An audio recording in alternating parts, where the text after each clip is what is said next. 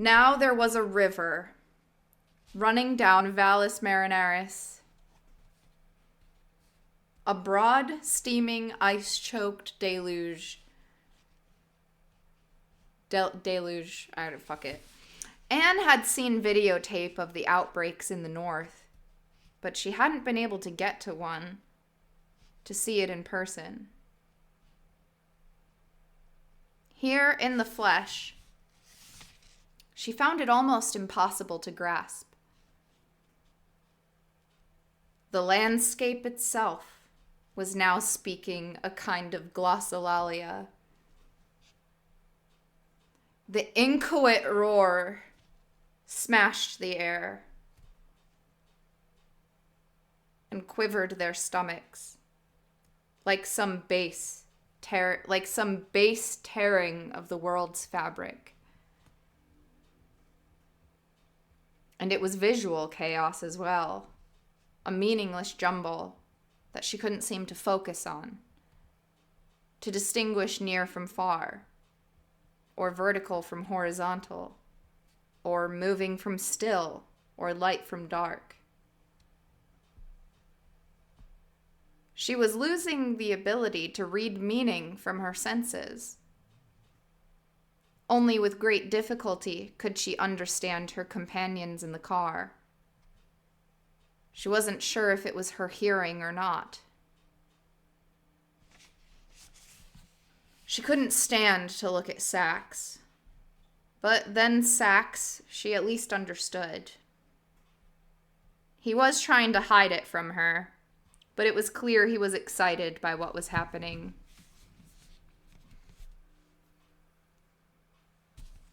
The calm, dead exterior had always been a mask over a passionate nature, and she had always known it. Now he was high-colored, as if he had a fever, and he never met her eye. He knew that she knew what he felt. She despised his shirking inability to confront her, even if it did arise from some kind of consideration for her. And the way he stayed always busy at his screen. She had never seen him get down and actually looked out of the low floor windows of the Rover to see the flood with his own eyes.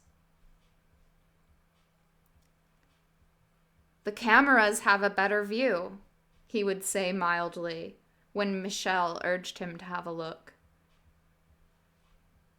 And after only a half hour of watching the first arrival of the flood on the TVs, he had gone to his AI screen to work out what it might mean to his project. Water rushing down Eos, freezing, breaking up and rushing down again, certainly into Melis. Whether there would be enough water to make it to Copperties, and then down into Capri and Eos, and then down into the Orium chaos. It seemed unlikely on the face of it, but the Compton Aquifer had been big. One of the biggest ever found. Marineris very likely owed its existence to outbreaks from similar incarnations of the same aquifer. And the Tharsis Bulge had never stopped outgassing. ...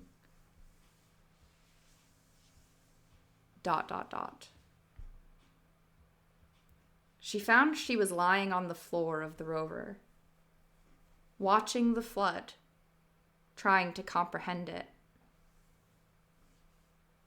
She tried to calculate its flow in her head, just as a way to better focus on what she saw, to bring it back out of the meaninglessness that threatened to overwhelm her. Despite herself, she felt a fascination of the calculation, and of the view, and even of the flood itself. This had happened on Mars before, billions of years ago, and probably just like this. There were signs of catastrophic floods all over. Beach terraces, lemniscate islands, channel beds, scablands, and the old broken aquifers had refilled from the Tharsis upwelling and all of the heat and outgassing that engendered. It would have been slow, but give it 2 billion years. ...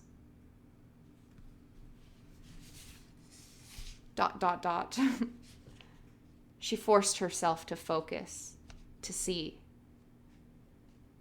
The near edge of the flood was about 1 kilometer away and 200 meters below them.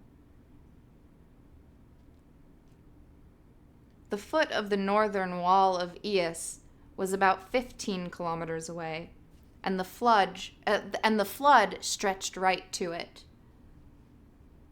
The flood was perhaps 10 meters deep, judging by the giant boulders that rolled downstream, like big man's bowling balls, smashing ice to shards and leaving steaming black polynaps in their wake. The water in the open patches seemed to be moving at about 30 kilometers per hour. So, punching the figures into her wrist pad, perhaps 4.5 million cubic meters per hour. That was about 100 Amazons out there, but running irregularly, freezing and bursting in a perpetual series of ice dams, building and failing. Whole steaming lakes leaping downhill over whatever channel or slope they found themselves on, stripping the land down to the bedrock, and then tearing the bedrock away.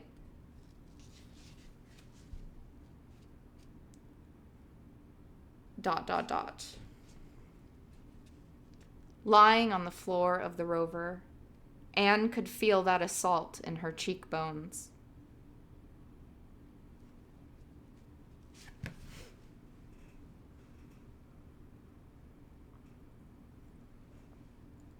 Ahem. ... Anne could feel that assault in her cheekbones, vibrating the ground in a rapid pounding. Oh my God, I can't read this.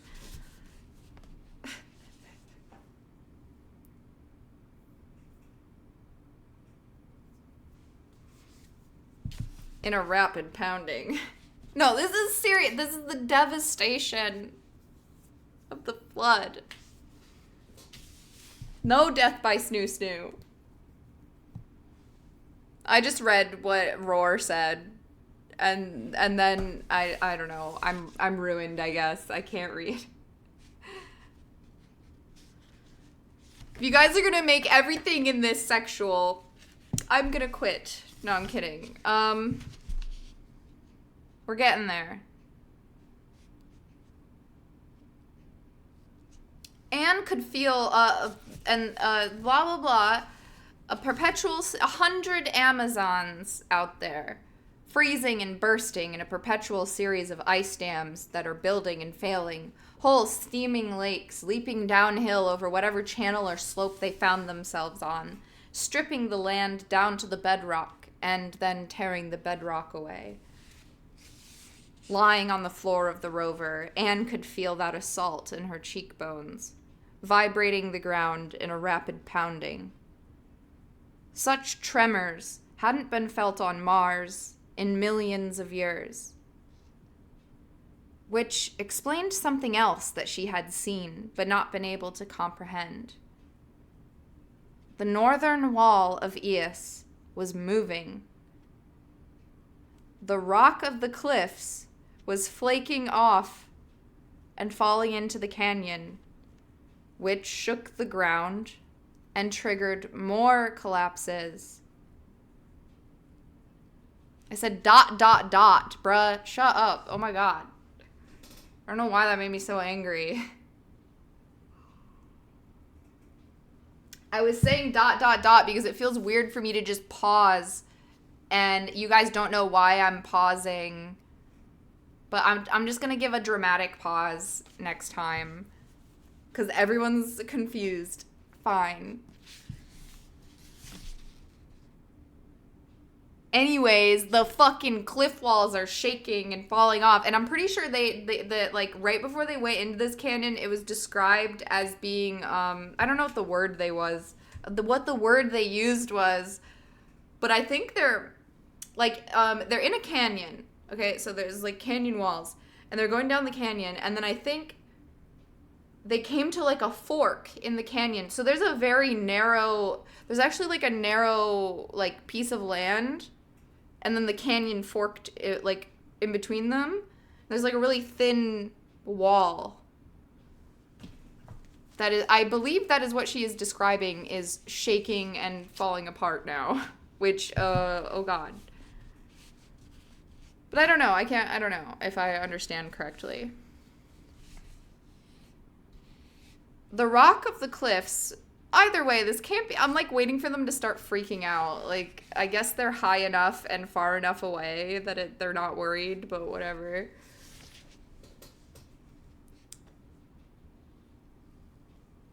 I would be a little scared. The northern wall of Eos was moving. The rock of the cliffs was flaking off and falling into the canyon, which shook the ground and triggered more collapses, and giant waves washed out into the flood, water pouring back upstream over the ice. The rock bursting apart in explosions of hydration. The frost steam pouring so thickly into the dust-choked air that she could see the northern wall only in snatches. And without a doubt, the southern wall would be collapsing in a similar way. Although their view of this wall, which loomed over their road to the right, was foreshortened and cut off. But it had to be falling. And if it flaked off above them, they were dead for sure. It was quite possible. Very possible. Judging by her glimpses of the north wall, the chances might be as high as 50%. But then it was probably worse over there. The northern wall appeared to be undercut by the flood, while the south wall was removed from it by the bench that they were driving over. So the southern cliffs should be a bit more stable. But then something drew her eye forward, downstream from them. It's getting hard to hold the book when, like, it's like so awkward holding the book open without destroying it. I'm so scared of ripping it in half or something.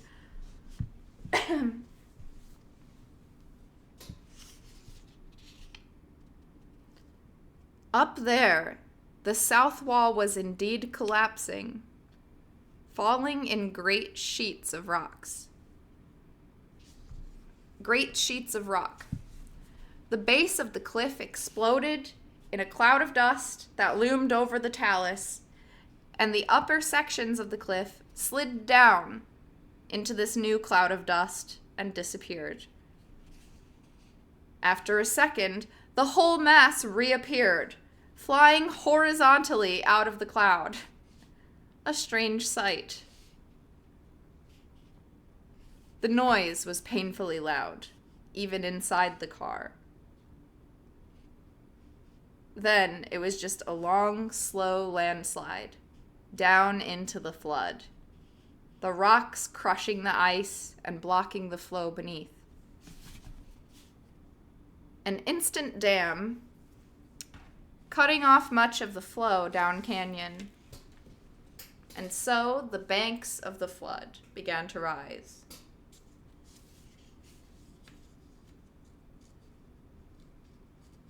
Oh shit, it's happening.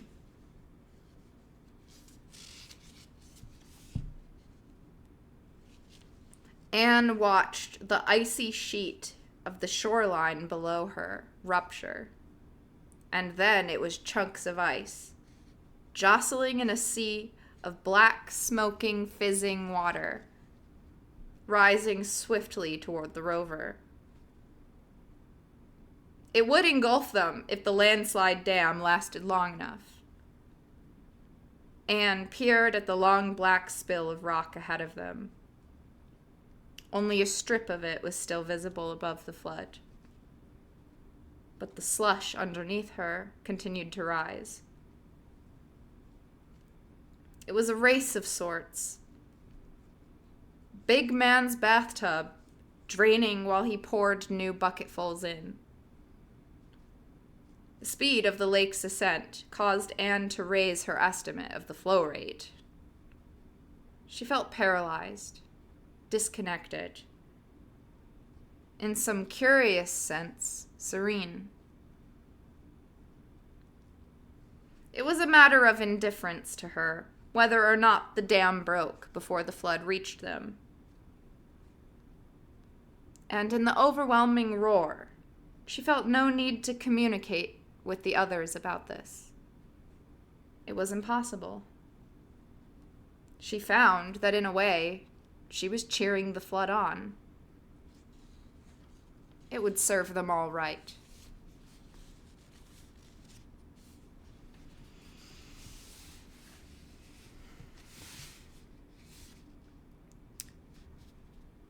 But then the landslide dam disappeared under the discolored slurry, and it all rolled off downstream in a stately collapse. The short-lived lake dropping as she watched, ice blocks on its surface clattering together, shrieking and booming as they collided and jumbled around, and shot high into the air, all fantastically loud, every audible pitch roaring at once. It had to be well over 100 decibels. Well over 100 decibels. She had her fingers in her ears, but couldn't remember for how long.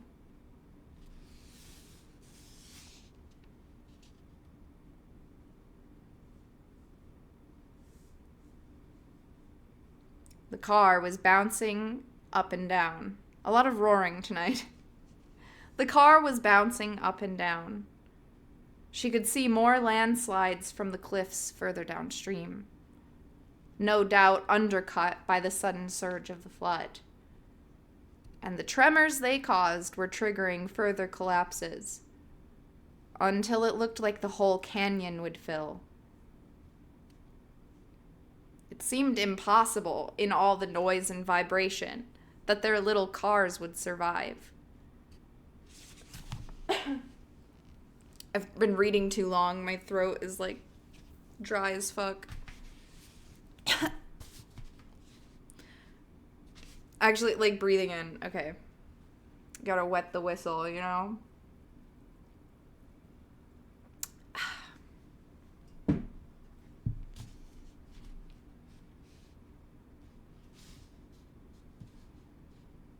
Blah, blah, blah. Everything was falling. It seemed impossible that their little cars would survive. The travelers clutched their chair arms or lay there on the floor like Anne, isolated by the roar, their veins pumping with an awful mix of ice and adrenaline. Even Anne, who did not care, found her breath short, her muscles tensed against the kinetic assault. When they could hear each other's shouts again, they asked Anne what had happened. Dully, she stared out the window, ignoring them. Apparently, they were going to survive, for the moment at least. The flood surface was now the most shattered, chaotic terrain she had ever seen. The ice pulverized to a plain of wicked shards. The high point of the lake had climbed their bench until it had been only 100 meters downslope from them. The re-exposed wet ground down there had turned from rusty black to dirty white in less than 20 seconds. Freezing time on Mars.